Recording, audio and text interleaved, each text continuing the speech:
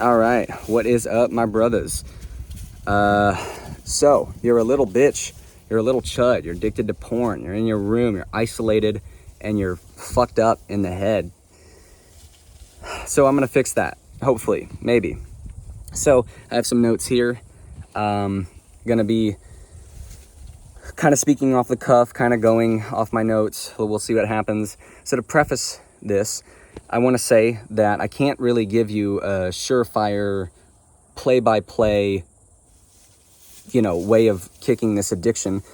This is just me giving you some advice, take it or leave it, implement it or not. I want to start off with just some quick hitters, right?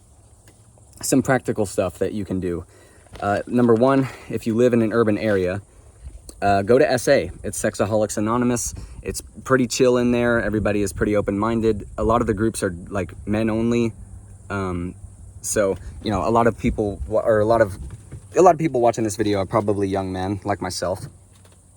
Okay. Also, Custodio, it's a software that is a porn blocking software, and it's spelled Custodio.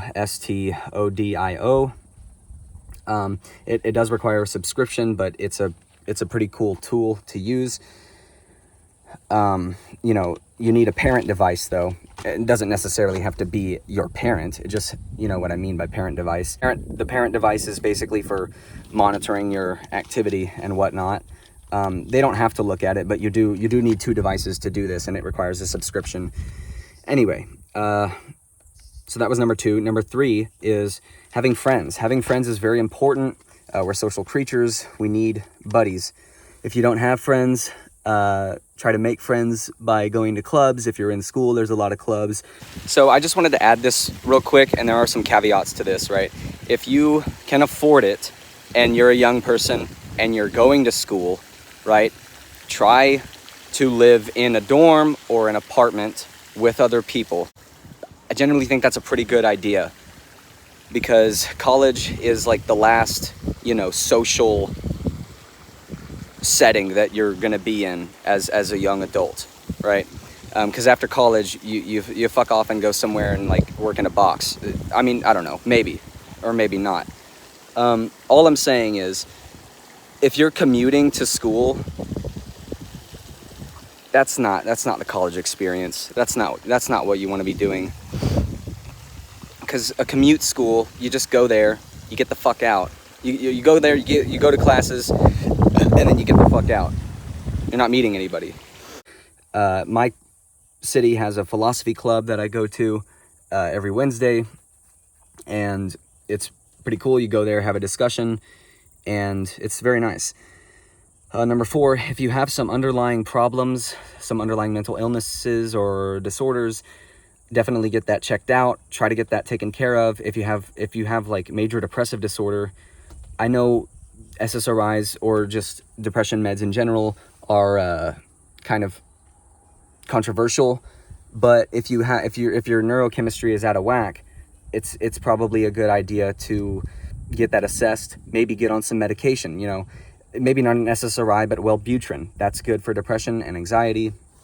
I found out like 6 months ago that I had been living with undiagnosed ADHD my whole life. So I was like, oh, well, that explains a lot.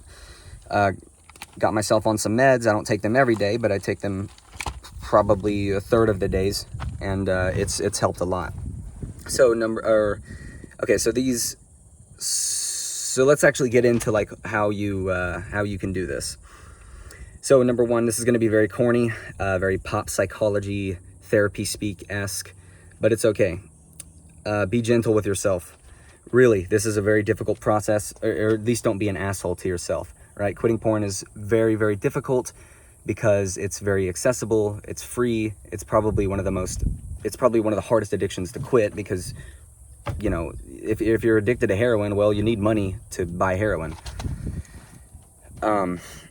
You don't need money for porn. So quitting porn, it'll probably drive you a bit mad for like 2 weeks, and but then the urges start to subside a little bit. So number two, and this is going to be kind of annoying and philosophical, so just bear with me. I know you porn brain motherfuckers have a short attention span. I know. But this is how I define a person. A person is just a series or a compilation of patterns, just patterns. That's all we are. That's what makes a person. And the same thing makes a universe. The universe that we live in has a set of physical constants, and if all of those physical constants just abruptly changed, the universe would probably fucking explode or something. I don't know. But all I'm saying is, the parallel here is you can't change all of your habits and patterns overnight. It's supposed to be a gradual process, and it's supposed to work incrementally. So, for example, if your sleep schedule is out of whack, start waking up at a set time every day. Even if you can't get to sleep at the time you would like, excuse me, just wake up at the same time every day. If you're waking up at like 2 right now, take a few days, just wake up at 11 for like 4 days, and 4 or 5 days, and I promise you, you'll already start to feel better. Like, obviously, you know, try to quit porn like right now. But if you're not going to do that, just start waking up at the same time every day from now on. Just promise me you'll do that. I know you can't, because this is a recording, but just do it telepathically. Okay, so number 3, you need to be employed and or doing some kind of schooling, or at the very least, you need to have something to work towards. You need to have something to have ambition over, or for, I mean. Yeah, if you're unemployed, sitting in your parents' house, like just playing video games, you have no incentive to quit watching porn. You're just gonna keep doing it. You need to be tired. I know not everybody likes having a job, and not everybody likes school, but you need to have something to work towards. You need a goal. And this brings me to my next point, because I said you need to be tired, right? So, number 3, obviously, exercise is very important. Oh, you need sunlight as well. That's why I recommend waking up earlier than you probably are. You need sunlight. If you're in Washington, I don't know. Good luck, I guess. But anyway, number 4, exercise. Obviously, you need exercise. It's very, very good for you. In particular, you need cardiovascular exercise. So think about this. 200,000 years ago, African savanna, we evolved as persistence hunters. We would chase a gazelle, and it would run away from us at 55 miles an hour. Fast fucker. Those motherfuckers are fast, right? But they can't sweat out of their balls. We are naked apes. We can do that.